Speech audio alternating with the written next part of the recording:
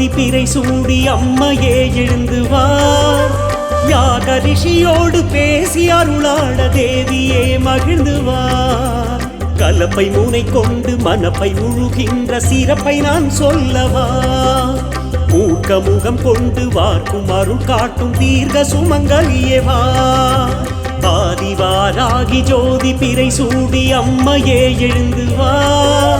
தேவியே மகிழ்ந்து வா